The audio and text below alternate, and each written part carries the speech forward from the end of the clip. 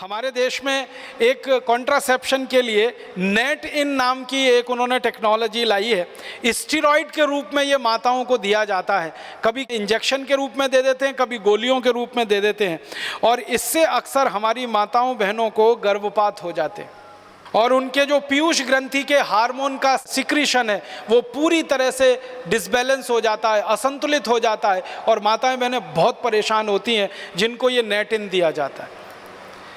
इसी तरह से RU496 नाम की एक उन्होंने टेक्निक लाई है, फिर रूसेल नाम की एक है, यूक्लेफ नाम की एक है, फिर एक नॉर प्लांट है, फिर एक प्रजनन रोधक टीका उन्होंने बनाया है। सभी हमारी माताओं बहनों के लिए तकलीफ का कारण बनती हैं।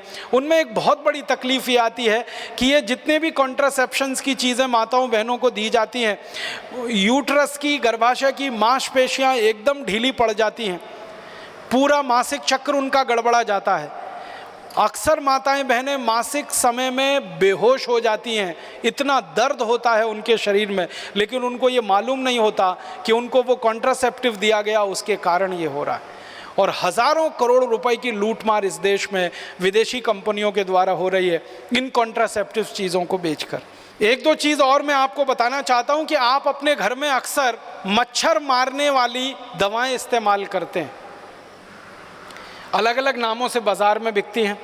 कोई जो है लिक्विड फॉर्म में आती है, आप उसको लगा देते हैं, कोई तो टिकिया के फॉर्म में आती है, आप उसको इस्तेमाल करते हैं, कोई तो कॉइल के फॉर्म में आती है, आप उसको इस्तेमाल करते हैं।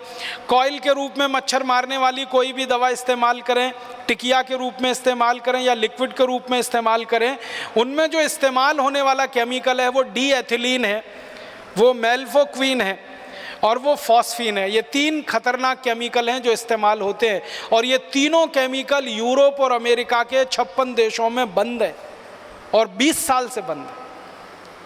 हम हमारे घर में छोटे छोटे बच्चों के ऊपर वो लगा के छोड़ देते हैं।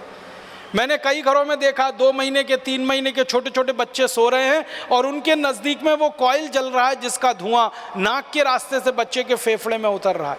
वैज्ञानिकों का ये कहना है कि ये मच्छर मारने वाली दवाएं अंत में मनुष्य को मार देती हैं। कई बार क्या होता है, मच्छर तो इनसे मरते नहीं हैं, मनुष्य मर जाते हैं जिनके लिए ये दवाएँ इस्तेमाल हो रही हैं। और ज़्यादातर इन दवाओं का व्यापार, डी एथिलीन का व्यापार, फॉस्फीन का व्यापार हिंदुस्तान में विदेशी कंपनियों के कंट्रोल में है, और वो अंधाधुंध केमिकल इंपोर्ट करके लाके बेच रहे हैं, और भारत की कुछ स्वदेशी कंपनियां भी बनाकर उनको बेच रही हैं। तो आप जरा सोचिए, आपकी सुरक्षा के लिए, आत्मरक्षा के लिए आप कम से कम ये चीज़ें इस्तेमाल करना बंद करिए। फिर आप बोलेंगे मच्छर तो हैं, उनका तो क्या उपाय है? सबसे अच्छा उपाय है मच्छरदानी लगा के सोइए। स्वदेशी है, सस्ती है, क्वालिटी में अच्छी है, सारे देश में उत्तर से दक्षिण, पूरब से पश्चिम मिलती है, और कोई साइड इफ़ेक्ट नहीं है, कोई एक्सपायरी डेट नहीं है, एक बार खरीदी तो 20-25 साल चलेगी। और तरह तरह की मच्छरदानियाँ आने लगी हैं। अब तो वो डंडे वाली ज़रूरत नहीं है, एक हुक में लटका दीजिए वो आती है, आप ऐसे खोल के सो जाइए आती है, नहीं तो चादर की तरह से ओढ़ के सो जाइए, कुछ नहीं कर सकते। तो ये मच्छर मारने वाली दवा से तो अच्छी है। मच्छर मारने वाली दवाएं खरीदें, विदेशी कंपनियों को मुनाफा दें, उससे अच्छी अपनी मच्छरदानी है। और आप चाहें तो एक छोटा प्रयोग और करके देख सकते हैं। नीम होता है ना, नीम का तेल बाज़ार में मिलता है, तो नीम का तेल ऐसे जलाएं दीपक के रूप में। एक दीपक ले लें, उसमें रुई की बाती बनाएं, नीम का तेल जला के दीपक को रख दें। वो दीपक जितनी देर जलेगा एक भी मच्छर कमरे में नहीं आएगा। इतना सस्ता और सरल उपाय। नीम का तेल बाज़ार में 30-40 रुपए लीटर मिलता है। 1 लीटर तेल खरीदेंगे, बड़े आराम से 3-4 महीने चलता है। और दूसरा एक तरीका है, गाय के गोबर से बनी हुई अगरबत्ती और गाय के गोबर से बनी हुई धूप बत्तियाँ भी बाज़ार में अब आ गई हैं। कई गौशालाएँ उनको बनाती हैं, उनको जलाकर आप सो जाइए, वो भी मच्छर को भगाती हैं और क्वालिटी में मच्छर अगरबत्ती से अच्छी। अगर गाय के गोबर की अगरबत्ती, धूप बत्ती जलाएंगे तो पैसा किसी गौशाला को मिलेगा और उससे गाय की रक्षा होगी, और गाय की रक्षा के बाद अंततः देश की ही रक्षा होने वाली है। और अगर आप मच्छर अगरबत्ती खरीदेंगे तो पैसा किसी विदेशी कंपनी के पास जाएगा और उस पैसे से आपका भी नुकसान, देश का भी नुकसान हो जाए। मुझे अब आपको इन कंपनियों के बारे में एक और आखिरी बात कहनी है, वो ये कि समय समय पर इन कंपनियों को अपनी दवा बेचनी है, और दवा बेचनी है तो उसके लिए माहौल बनाते हैं, वातावरण तैयार करते हैं। और वो वातावरण और माहौल कैसे तैयार किया जाता है उसका ताज़ा उदाहरण है स्वाइन फ्लू। स्वाइन फ्लू आ गया, स्वाइन फ्लू आ गया, स्वाइन फ्लू आ गया, सारे देश में हल्ला हो रहा है, अखबारों में फ्रंट पेज पर खबर छप रही है, टीवी चैनलों पर दूसरी न्यूज़ ही नहीं है सिवाय इसके कि स्वाइन फ्लू स्वाइन फ्लू। हर दिन कैंसर से 1500 लोग मरते हैं औसतन, और 1200 लोग करीब करीब दमा, अस्थमा, ट्यूबरकुलोसिस से मरते हैं। हृदय घात की बीमारियों से 800 से 1000 लोग हर दिन मरते हैं। तो इतनी बड़ी मौत के आंकड़े हैं, कैंसर, हार्ट अटैक, दमा, अस्थमा, ट्यूबरकुलोसिस, उसके बारे में मीडिया में कोई चर्चा नहीं है। Swine flu swine flu swine flu, इसका एक रहस्य है। रहस्य इसका ये है कि कैंसर का वैक्सीन नहीं बनता, ट्यूबरकुलोसिस का वैक्सीन नहीं बनता, दमा का वैक्सीन नहीं बनता, अस्थमा का वैक्सीन नहीं बनता, हृदय घात का वैक्सीन नहीं बनता। मतलब सीधा सा ये है, जिन बीमारियों के वैक्सीन नहीं बन सकते उन बीमारियों पर मीडिया चर्चा नहीं करता, क्योंकि उनसे कंपनियों को कोई बड़ा लाभ होने की गुंजाइश नहीं। स्वाइन फ्लू का वैक्सीन बन सकता है, एवियन फ्लू का वैक्सीन बन सकता है, सार्स का वैक्सीन बन सकता है, और थोड़े दिन पहले एक बर्ड फ्लू आया था उसका वैक्सीन बन सकता है। तो एवियन फ्लू है, बर्ड फ्लू है, सार्स है, स्वाइन फ्लू है, इन सब बीमारियों के वैक्सीन बन सकते हैं और वैक्सीन बनकर बाजार में बिक सकते हैं, और इसमें विदेशी कंपनियों को मुनाफा बहुत भयंकर है। इसलिए मीडिया में ये सारी खबरें बाकायदा प्रायोजित तरीके से दिया जाती हैं, छपवाई जाती हैं, बनवाई जाती है। एक अमेरिकन कंपनी है, वो स्वाइन फ्लू की दवा बनाती है, टेमी फ्लू, और जानकारी ये मिली है कि टेमी फ्लू दवा को बनाते समय वायरस जो है अनकंट्रोल्ड हुआ, नियंत्रण के बाहर हुआ, और उसने स्वाइन फ्लू को फैलाना शुरू किया सारी दुनिया। माने एक अमेरिकन कंपनी की बदमाशी से, एक अमेरिकन कंपनी की गैर जिम्मेदारी से स्वाइन फ्लू का वायरस सक्रिय हुआ और सारी दुनिया के 30 देशों को उसने अपनी चपेट में लिया। अब वो 30 देश हैं, वो टेमी फ्लू के ग्राहक हो गए। वायरस निकला अमेरिका से, ग्राहक हो गए उनके दुनिया के 30 देश के लोग। अब वो सब लोग जिनको स्वाइन फ्लू होने की संभावना है या हो गया है, डॉक्टर उनको एक ही दवा लिख रहे हैं, टेमी फ्लू खाओ, टेमी फ्लू खाओ, टेमी फ्लू खाओ। जो विद्वान डॉक्टर हैं और जो इन कंपनियों के चक्कर में नहीं फंसते हैं, ऐसे भी कई डॉक्टर हैं, वो बता रहे हैं कि टेमी फ्लू बिल्कुल मत खाओ, क्योंकि आपने टेमी फ्लू खाया तो ये स्वाइन फ्लू का जो वायरस है ये स्ट्रक्चर बदलने में माहिर है, तुरंत नया स्ट्रक्चर ले सकता है और वो नए स्ट्रक्चर में रेजिस्टेंस आ सकता है, फिर कितना भी टेमी फ्लू खाना ठीक ही नहीं होने वाले। तो ऐसा पूरे देश में आतंक और माहौल फैला दिया। और ये आतंक और माहौल के दो ही उद्देश्य हैं। पहला उद्देश्य है ज़्यादा से ज़्यादा टेमी फ्लू दवा बेचना, जो पिछले 10 साल से इस कंपनी ने उत्पादन करके गोडाउन में भरी हुई है, अब वो गोडाउन खाली करना है। अब ये गोडाउन कोई ऐसा गोडाउन नहीं है जो टूथपेस्ट का हो, रोज़ इस्तेमाल करें और फेंक दें। ये गोडाउन तो तभी खाली होगा जब कोई दवा का आतंक हो, वायरस का आतंक हो और डर हो और दहशत हो। डर, दहशत और आतंक के चलते आदमी मजबूर हो जाता है महंगी से महंगी दवा खाने के लिए और महंगे से महंगा इलाज करने के लिए। तो ये स्वाइन फ्लू का वायरस इसी तरह का एक प्रोपेगेंडा है। मुझे तो एक ही बात कहनी है, वो ये कि ये स्वाइन फ्लू नहीं है, मीडिया फ्लू है। मीडिया ने पैदा कर दिया। मैं आपको एक पुरानी जानकारी देना चाहता हूँ, बहुत गंभीर है, आप उससे अंदाज़ा लगाइए कि ये कंपनियां कितनी निकृष्ट हैं, कितनी नराधम हैं। सन 1916 से 1918 के बीच में 2 साल में दुनिया भर में एक बीमारी फैली, एवियन फ्लू। वो ऐसा ही था जैसे स्वाइन फ्लू है, और उस बीमारी के फैलने से सारी दुनिया में कुछ लोग प्रभावित हुए। जो लोग प्रभावित हुए उनकी संख्या बताई जाती है 4.5 करोड़। 4.5 करोड़ लोग उसमें प्रभावित हो गए। और 4.5 करोड़ लोग जो प्रभावित हुए, फिर मैंने ये जानने की कोशिश की कि मरे कितने उसमें से, तो मात्र 6000 लोग मरे थे। मात्र 6000 लोग मरे थे। अब उसके बाद क्या हुआ कि ये एवियन फ्लू का वायरस फैला और इसमें 6000 लोग मर गए, सारी दुनिया में आतंक फैल गया। उस आतंक के चक्कर में एक अमेरिकन कंपनी ने वैक्सीन बना दिया एवियन फ्लू का, और वो वैक्सीन धड़ल्ले से सारी दुनिया में बेचा उन्होंने। और आपको सुनकर दुख होगा, उस वैक्सीन को लगवाने के बाद 60 लाख लोग मर गए दुनिया में, और पता नहीं कितने अपंग हो गए, कितने विकलांग हो गए।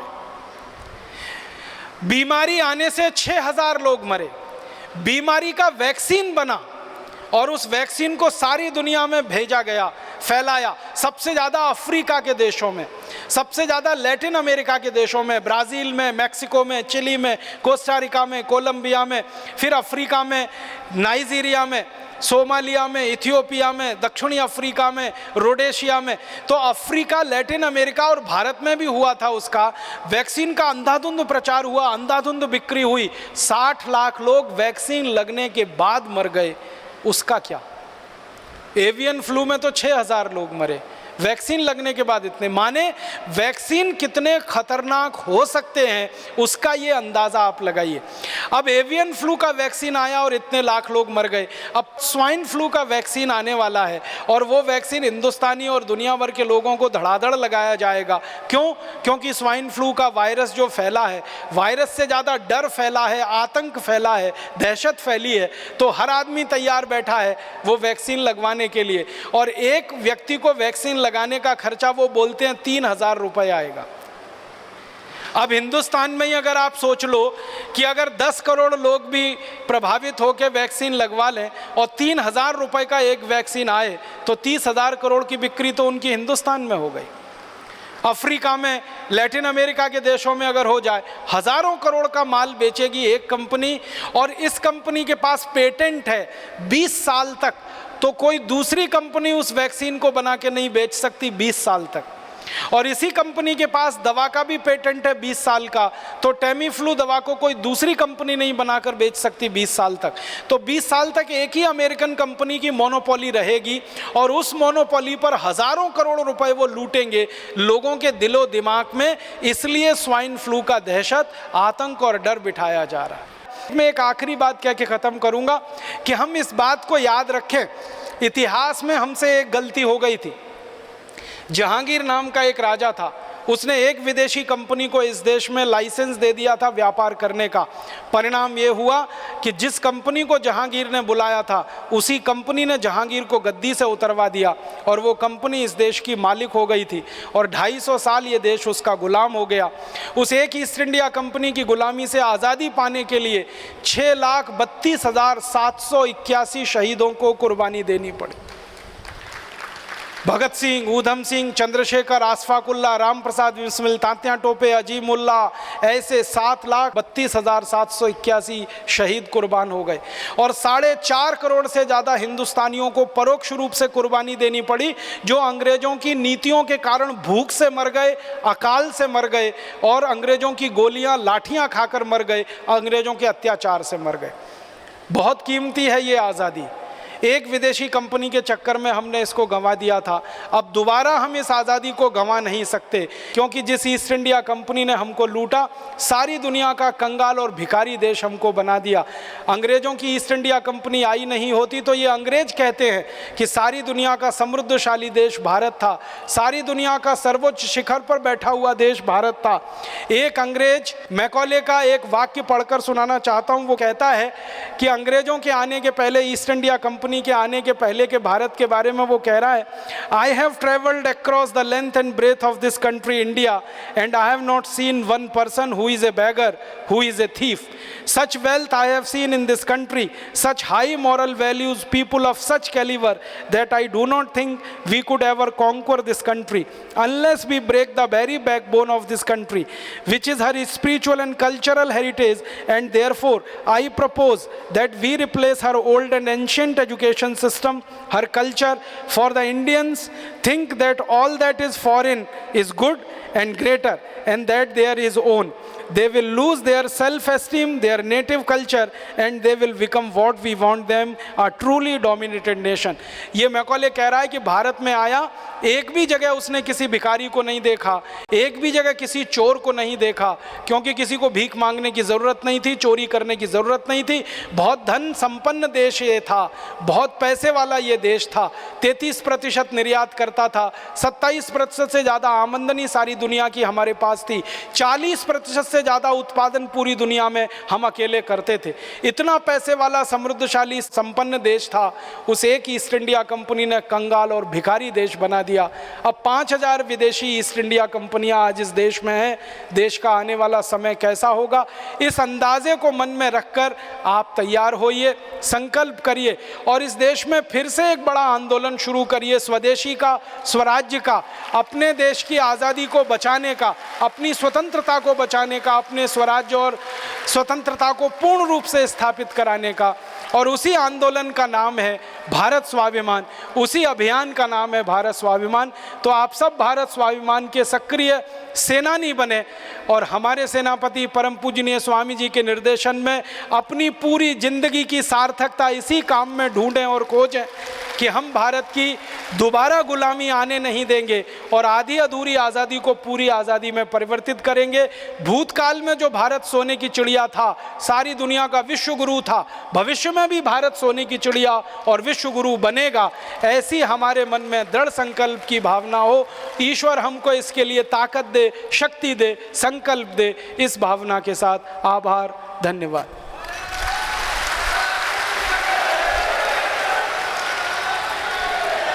तो ये वो चिंतन था जो हमें इस देश के आम जन को और अंतिम जन को देना है और ये समझाना है कि जब भारत गुलाम था तब जो लूटा सो तो लूटा। उस समय करीब हमने 450 लाख करोड़ रुपए अपने देश के लूटते देखे। अपने देश की वो इतनी बड़ी पूंजी लूट करके लेके गए कि आज वो दुनिया की सबसे बड़ी ताकत बन के बैठे हैं, हमें आंख दिखाते हैं। लेकिन उसके बाद कोई कम अत्याचार नहीं हुआ हम पर। आज़ादी के लगभग इन 63 वर्षों में 62 वर्षों का जो आंकड़ा हमारे सामने है वो यह है कि भ्रष्टाचार करके देश का करीब 100 लाख करोड़ रुपए से ज़्यादा अपने ही वतन के लोगों ने लूटा और व्यापार करके एक भ्रष्टाचार उससे करीब 100 लाख करोड़ रुपए से ज़्यादा देश का लूटा। दूसरा व्यापार करके देश को लूटा। अभी आज एक वर्ष में विदेशी कंपनियां अपने देश से करीब 2,32,000 करोड़ रुपए लूट के लेके जा रही हैं। यदि हम 2,32,000 करोड़ रुपए का औसत निकालें और जो हम अपनी गलत नीतियों के कारण से देश का वैभव लूटने दे रहे हैं वो अलग बात है। इतना बड़ा धन है, इतना बड़ा वैभव है, एक स्वदेशी तंत्र ना होने के कारण से, स्वदेशी सोच ना होने के कारण से, स्वदेशी अर्थव्यवस्था ना होने के कारण से हर वर्ष जो देश का पैसा लूटता है। और इन 60 सालों में आज़ाद भारत में हमने जो देश का वैभव लूटने दिया उसका यदि हिसाब लगाएं तो वो उतना वैभव बैठता है जितना शायद अंग्रेज भी नहीं लूट करके लेके गए। इतना ज़्यादा वैभव, धन, संपदा, संसाधन, ऐश्वर्य हमारा लूटा गया और आज भी लूटा जा रहा है। पहले जो हमारा सोना लूट के गए, आज भी हमारा लोहा, हमारी दूसरी धातुएं वो विदेशों को हम दे रहे हैं, कौड़ी के भाव में बेच रहे हैं। अब मैं इसका सामान्य सा आकलन कर रहा था कि व्यापार के नाम पर जो इन्होंने लूट की है विदेशी कंपनियों ने, उसका यदि इन 60-62 वर्षों का हम हिसाब निकालें तो एक वर्ष का यदि औसत हम 2 लाख करोड़ रुपए भी निकालते हैं तो 100 लाख करोड़ रुपए से ज़्यादा लूट के लेके गए हैं। तो अब हमको ये संकल्प करना है, विदेशी नाम, विदेशी चाम, विदेशी भाषा, विदेशी कलर देख करके ना हम एकदम से प्रभावित हो जाते, ये भगवान आ गया, देवता आ गया है। अभी तो थोड़ा सा कंट्रोल हो गया, नहीं तो थोड़े दिनों पहले विदेशी लड़कियों से शादी भी करने लग गए थे। अभी थोड़ा सा कंट्रोल हुआ है। भारत की माँ बहन बेटियां जितनी वफादारी रिश्तों में निभाती हैं, दुनिया की कोई माँ बहन बेटी वैसा वफादारी नहीं निभाती है। ये तो पूरी दुनिया के सामने है बात है? हमें चमड़ी विदेशी पसंद आती है, बहू भी विदेशी, चिड़िया विदेशी, चमड़ी विदेशी, चिड़िया भी विदेशी रखते अपने घरों में, तोते विदेशी रखते अपने घरों में, गधे विदेशी ले आए हम, ऊंट विदेशी ले आए हम, और शुअर विदेशी ले आए हम, घोड़े विदेशी ले आए हम। हाँ, घोड़े, गधे, कुत्ते विदेशी रखते अपने घरों में हम, बिल्लियां विदेशी रखते हैं। हाँ, एक कुत्ते बिल्ली अपने देश के पालो और अपने देश का कुत्ता ज्यादा वफादार होता है। कुत्ता ही पालना है तो अपने गांव का पालो, अपने देश का पालो। गाय अपने देश की पालो, गाय भी विदेश से ले आए हम, भैंस भी विदेश से ले आए। अपने देश की भाषा पर गौरव करो। मैं तो कहता हूं, फिर से आह्वान करता हूं कि बड़े लोगों को प्रयत्न करके अपनी बात को अपनी राष्ट्रीय भाषा और भारतीय भाषाओं में ही कहना चाहिए। बड़े लोग जैसा करेंगे, छोटे तो उसका अनुसरण करेंगे। अपना काम हमें राष्ट्रीय भाषा हिंदी और प्रांतीय भाषा भारतीय भाषाओं में, तमिल, तेलुगु, कन्नड़, गुजराती, मराठी, बंगला, उड़िया आदि अपनी भारतीय भाषाओं में अपना व्यवहार करना चाहिए, अपना व्यापार करना चाहिए। हम अपनी भाषा को सम्मान देंगे, अपनी वेशभूषा को सम्मान देंगे। भारतीय वेशभूषा पहनने में हमको शर्म नहीं अपितु गर्व की अनुभूति होनी चाहिए। पूरे देश में ऐसा विचार हम पैदा करेंगे, ये संकल्प है हमारा। बीमार पहली बात तो पड़ेंगे ही नहीं।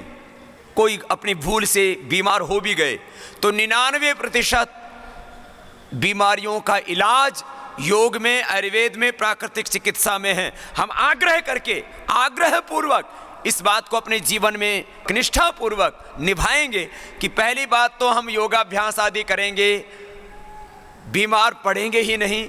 और यदि किसी भूलवश हम बीमार भी हो गए तो हम अपनी भारतीय चिकित्सा पद्धति से ही, भारतीय भेषज से ही अपना इलाज कराएंगे। ऐसा भी हमें आग्रह रखना है। भेषज भी भारतीय, भाषा भी भारतीय, भाव भी भारतीय, भूषा भी भारतीय, भोजन अपना भारतीय होगा, ये भजन भी भारतीय होगा। ये क्या बोलते हैं डिस्को और क्या धुड़ुम धुड़ुम करते रहते हैं ये सब। अभी तो क्या हो गया, WHO जो है वो एक तरह से दवा कंपनियों का एजेंट हो गया है। दवा कंपनियों का एजेंट का काम कर रहा है कमोबेश WHO। करीब 50 लाख करोड़ रुपए का व्यापार जो करते हैं। हम योग और आयुर्वेद पर आगे इतना अनुसंधान करें, देश के लोगों का थोड़ा सहयोग यदि हमें मिला तो पूरी दुनिया में एक ऐसी नई चिकित्सा पद्धति विकसित कर देंगे कि पूरी दुनिया के लोग उससे आरोग्य पाएंगे। योग से, आयुर्वेद से, नेचर से, प्रकृति से, निर्दोष पद्धति। दुनिया के 650 करोड़ लोगों को हम आरोग्य देंगे, आध्यात्मिक मार्गदर्शन देंगे और फिर से वापस पूरी दुनिया, भारत जिन मूल्यों और आदर्शों पर चलता रहा और विश्व का मार्गदर्शन नेतृत्व करता रहा, भारत को उसी स्वर्ण युग में पुनः ले जाना है। भारत का वैभव और अपनी आंखों के सामने माँ भारती का यह वैभव लौटे। हम अपनी आंखों से माँ भारती का खोया हुआ अतीत का गौरव देख पाएं, ऐसा हमको भारत बनाना है। स्वदेशी का पूर्ण आग्रह है। चिकित्सा में, शिक्षा में, शासन में, न्याय में, अर्थव्यवस्था में स्वदेशी का पूर्ण आग्रह हमको रखना है और ऐसा भारत बनेगा। आइए एक बार फिर से हृदय की संकल्प को दोहराते हैं और ये पूरा जो षड्यंत्र चल रहा है, इस षड्यंत्र के खिलाफ एक आवाज हम पूरे देश में उठाएंगे, देश को जगाएंगे और देश का, गांव का आम आदमी, अंतिम आदमी भी जागेगा, मध्यम वर्ग का व्यक्ति भी जागेगा और हर देशभक्त के भीतर से जब ये आवाज उठेगी कि अब मैं देश को लुटने नहीं दूंगा, देश का मैं गद्दार नहीं, देश का वफादार मैं सिपाही हूं, मुझे अपने इस भारत को बचाना है, बस स्वदेशी को अपनाना है, जागने का वक्त आ गया। चलिए झूमते हुए गाते हैं और ये संदेश जन जन तक हम लेकर के जाएंगे और बहुराष्ट्रीय कंपनियों का जो षड्यंत्र है, इस षड्यंत्र का पर्दाफाश करेंगे। देश के लोगों के बीच में यह आवाज हम गूंजने देंगे। जागने का वक्त आ गया, हाँ जागने का वक्त आ गया, जागने का वक्त आ गया, जागने का वक्त आ गया। देश की मिट्टी से हमने जन्म पाया है। ये जीवन यदि इस वतन के काम आता है, इससे बड़ा और सौभाग्य जीवन का कुछ नहीं हो सकता। आइए गाते हैं। खून है स्वदेश के लिए, आन है स्वदेश के लिए, आबरू का ये सवाल है, जान है स्वदेश के लिए, आबरू का ये सवाल है, जान है स्वदेश के लिए। गरजता तूफान आज इन दिलों में उठ गया, गरज दिलों में उठ गया, जो झकोर कर जगा गया, जगा गया, हाँ जागने का वक्त आ गया, जागने का वक्त आ गया। मौत की चुनौतियों को सुन, जिंदगी कभी नहीं रुके, मौत की चुनौतियों को सुन, जिंदगी कभी नहीं रुके। काल की कराल शक्ति से जिंदगी कभी नहीं झुके, काल की कराल शक्ति से जिंदगी कभी नहीं झुके। जो जवान देश के लिए शहीद हो गया, जो जवान देश के लिए शहीद हो गया, मौत को वही झुका गया, झुका गया, हाँ जागने का वक्त आ गया, जागने का वक्त आ गया, हाँ जागने का वक्त आ गया।